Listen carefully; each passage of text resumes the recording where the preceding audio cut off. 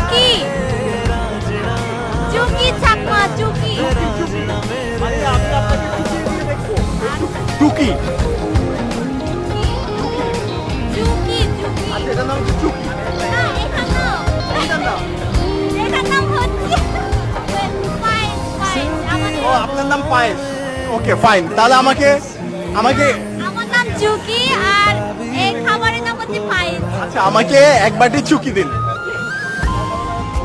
Mix করে হ্যাঁ, mix করে না, মিক্স করে।